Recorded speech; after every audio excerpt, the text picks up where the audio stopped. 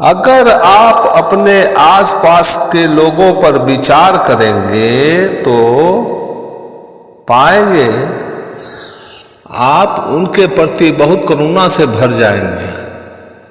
हम आए तो यहाँ इतने लोग बैठे हुए हैं, नहीं कह सकता सांझ इसमें कौन समाप्त हो जाएगा। एक सांझ तो सब समाप्त हो ही जाएंगे, एक ना दिन हर आदमी इससे चूक जाएगा। अगर मुझे यह ख्याल हो जो लोग मेरे सामने बैठा हो सकता है इनमें से कोई चेहरा मैं दोबारा नहीं देख पाऊंगा, तो मेरे हृदय में उनके प्रति करुणा पैदा नहीं होगी। एक बगीचे में मैं अभी गया और वहाँ फूल खिले हुए हैं, शाम में वो मुरझा जाएंगे। छोटी सी घड़ी है उनके जीवन की, अभी खिले हैं, शाम मुरझा जाएंगे। क्या इस बात का स्मरण जो फूल अभी मुस्कुरा रहे हैं सांझ गिर जाएंगे, धूल में मिल जाएंगे, उनके प्रति करुणा को पैदा नहीं करती? क्या ये ख्याल में रात में तारे हैं उनमें से कोई टूट जाता है और बिखर जाता है, क्या तारों के प्रति करुणा को पैदा नहीं करते? अगर बोध हो तो चारों तरफ देखने पर हर एक के प्रति करुणा मालूम होती है, दया मालूम होती है। इतना थोड़ा ये मिलन है, इतना मुश्किल ये जीवन है, कितनी दुर्लभ ये घटना है, और इतनी वासनाएं और इतनी तृष्णाएं और इतनी पीड़ाएं हैं हर एक के भीतर, फिर भी हम किसी तरह जीते हैं और किसी तरह प्रेम करते हैं और किसी तरह दो सुंदर कृतियां बनाते हैं। ये कितनी नहीं करुणा पैदा कर देगा। बुद्ध के ऊपर एक दफा एक आदमी ने आकर थूक दिया, इतने गुस्से में आ गया कि उनके ऊपर थूक दिया। उन्होंने उसे पोंछ लिया और उस आदमी से कहा कि कुछ और कहना है। उनके पास जो भिक्षु था आनंद, क्या उसने कहा क्या बात करते हैं, उसने कुछ कहा है? हमें आज्ञा दे हम उसे ठीक करें, हद हो गई जो आपके मुंह पर थूक दिया। बुद्ध ने कहा वो कुछ कहना चाहता है लेकिन भाषा से असमर्थ है। बुद्ध ने कहा वो कुछ कहना चाहता है, भाषा असमर्थ है, वेग तीव्र है, कुछ कह ना सका, क्रिया से प्रकट किया। इसे मैं कहता हूं करुणा। बुद्ध उस पर दया खाए कि कितनी भाषा असमर्थ है, वह कुछ कहना चाहता है, वह बड़ी क्रोध की बात है, वह प्रकट करना चाहता है, शब्द नहीं मिल रहे हैं, इसलिए थूक कर जाहिर किया। जब मेरे पास कोई प्रेम से आकर हाथ पर हाथ रख लेता है तो कितनी करुणा महसूस होती है। कुछ कहना चाहता है, भाषा असमर्थ है, हाथ से हाथ रखकर कुछ कहने की कोशिश करता है। जब कोई किसी से गले मिलता है तो भाषा असमर्थ है, आदमी कुछ कमजोर है, हृदय को हृदय से करीब लाता है, कोई रास्ता नहीं मिलता है। कल मैं यहाँ से जाता था, कोई लोग मेरे पैर पड़ने लगे और मुझे बड़ी करुणा आई। आदमी कितना असमर्थ है, कुछ कहना चाहता है और नहीं कह पाता है और पैर पकड़ लेता है। मेरे पीछे मेरे प्रिय मित्र थे, वो विचारशील है, उन्होंने कहा ना ये मत करो। हमने कहा तुमने ठीक कहा। कितना बुरा हुआ है जगत में, पैर पड़ने वाले तो ठीक थे लेकिन अब पैर पड़ाने वाले पैदा हो गए। उन्होंने कहा ठीक ही कहा, ना ये मत करो, लेकिन उनकी बात मुझे ठीक लगी लेकिन ठीक भी नहीं लगी। ठीक उन्होंने कहा कि गलत है कि दुनिया में कोई किसी से पैर पड़वाए, लेकिन वो दुनिया भी गलत होगी जिसमें ऐसे लोग ना रह जाए जिनका पैर पड़ने का मन हो। लेकिन वो दुनिया भी गलत होगी जिसमें ऐसा हृदय भी ना होगी जो किसी का पैर में झुक जाए। वो दुनिया गलत होगी जबकि हम ऐसे भावना उठे जो बिना पैर पकड़े जाहिर नहीं हो सकते। वो दुनिया गलत होगी जब हम ऐसे भावनाओं को जिसे बिना पैर पकड़े जाहिर नहीं हो सकती है, इससे तो आदमी बहुत सूखा और बीमार हो जाएगा।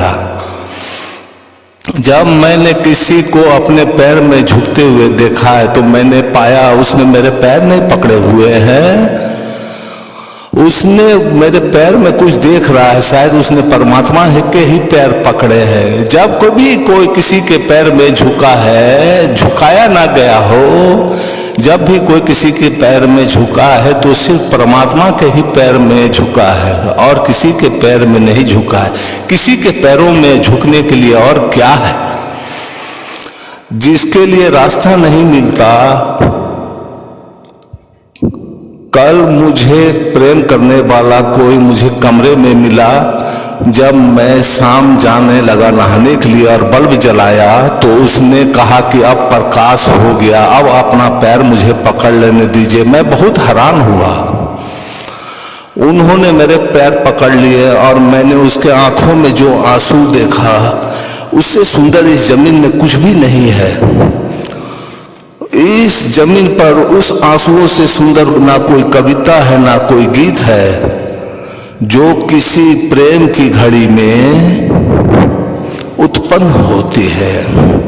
अगर इनके प्रति बोध हो और अगर इनका स्मरण हो, अगर ये दिखाई पड़ते हो तो आपको कितनी करुणा नहीं मालूम होती है। लेकिन आप क्या देख रहे हैं?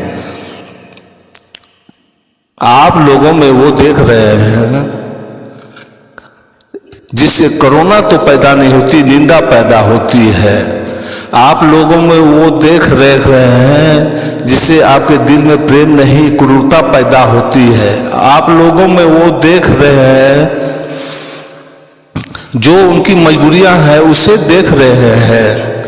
कोई बुद्ध को गाली देता है तो वो उसका हृदय नहीं है, वो उसकी मजबूरी है।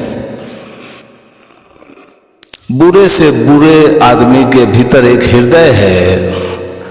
जिस तक हमारी पहुंच हो पाएगी तो हम बहुत करुणा से भर जाएंगे, बहुत करुणा से भर जाएंगे। बुद्ध ने उस सुबह कहा था, दया आती है, दया आती है। भाषा कमजोर है आनंद। आदमी का हृदय बहुत कुछ कहना चाहता है पर नहीं कह पाता है। उसने कहा और कुछ कहना है, उस आदमी ने कहा कि अब कुछ कहना मुश्किल हो गया। वह लौट गया, रात को खूब पछताया। वह दूसरे दिन क्षमा मांगने आया और पैर में गिर गया और बुद्ध के पास रोने लगा है।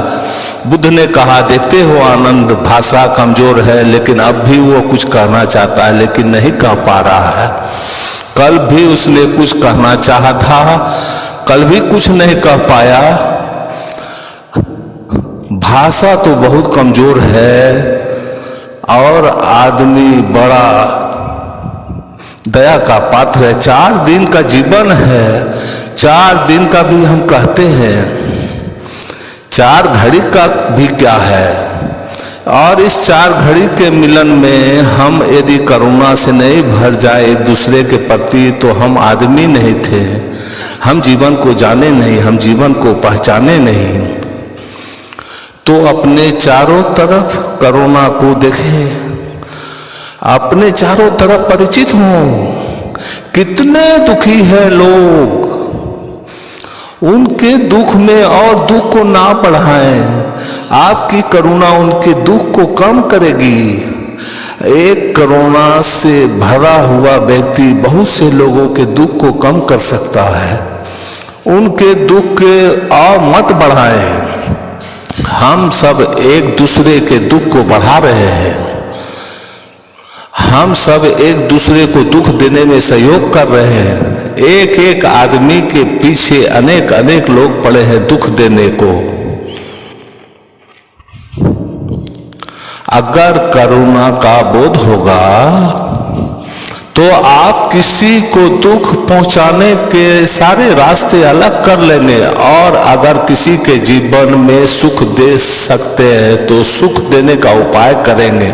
एक बात स्मरण रखें, जो दूसरे को दुख देता है वह अंततः दुखी हो जाता है, और जो दूसरे को सुख देता है वह अंततः बहुत सुख उपलब्ध होता है। इस वजह से कह रहा हूं कि यह सुख देने की चेष्टा करता है, उसके भीतर सुख के केंद्र विकसित होते हैं, और जो दुख देने की चेष्टा करता है उसके अंदर दुख के केंद्र विकसित होते हैं। फल बाहर से नहीं आते हैं, फल भीतर पैदा होते हैं। हम जो करते हैं उसी के लिए रिस्पेक्टिविटी हमारे अंदर विकसित हो जाती है। जो प्रेम चाहता है वो प्रेम को फैलाता है, और जो आनंद चाहता है वो आनंद को लुटाता है, और जो चाहता है कि उसके घरों पर फूलों की वर्षा हो जाए और दूसरों के आंगन में फूल फेंकते हैं, और कोई रास्ता नहीं है। करुणा का एक भाव प्रत्येक को विकसित करना जरूरी है साधना में प्रवेश के लिए। तीसरी बात है प्रमोदिता, उत्फुल्लता, प्रसन्नता, आनंद का एक बोध, विषाद का भाव। हम सब विषाद से भरे हैं, हम सब उदास लोग, थके लोग हैं, हम सब हारे हुए और पराजित रास्ते पर चलते हैं और समाप्त हो जाते हैं। हम ऐसे चलते हैं जैसे आज ही मर गए हैं।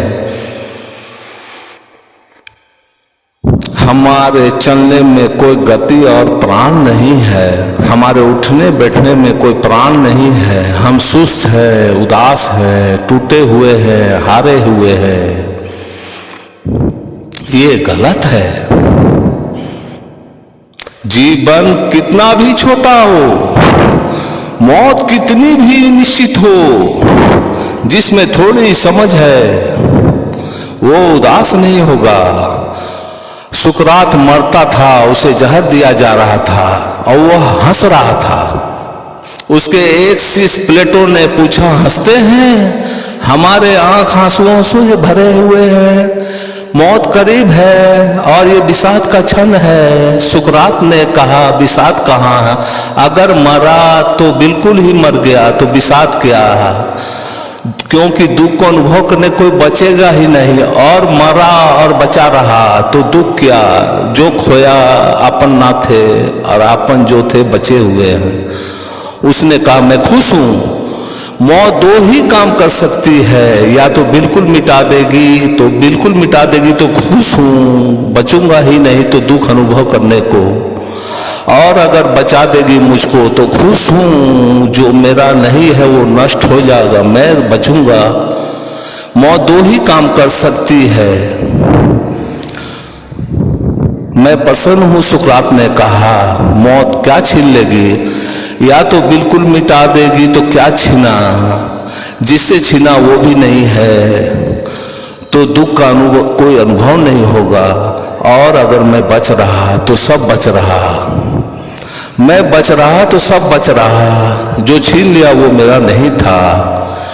तो इसलिए सुकरात ने कहा कि मैं खुश हूं। जो मौत के सामने खुश है, और एक हम हैं कि जिंदगी को पाए हुए दुखी बैठे हुए हैं। हम हैं कि जिंदगी में दुखी बैठे हुए हैं। लोग ऐसे हैं कि जो मौत के सामने खुश थे। मंसूर को वो सूली दे रहे थे, पैर काट दिए, उसके हाथ काट दिए, उसकी आंखें फोड़ दी। दुनिया में उससे कठोर यातनाएं कभी किसी को नहीं दी गई। क्राइस्ट को जल्दी मार डाला गया, गांधी को जल्दी गोली मार दी गई, सुकरात को जहर दे दी गई। मंसूर मनुष्य के इतिहास में सबसे ज्यादा पीड़ा से मारा गया, उसके पहले पैर काट दिए गए। जब उसके पैरों से खून बहने लगा तो उसने खून को लेके अपने हाथों पर लगाया। भीड़ इकट्ठी थी, लोग पत्थर फेंक रहे थे। लोगों ने पूछा ये क्या कर रहे हो? तो उसने कहा वजू कर रहा हूं। मुसलमान नमाज से पहले हाथ धोते हैं। उसने अपने हाथ से, उसने खून से अपने हाथ धोया और कहा वजू कर रहा हूं। याद रहे मंसूर का ये वचन, प्रेम का जो असल वजू है वो खून से की जाती है, पानी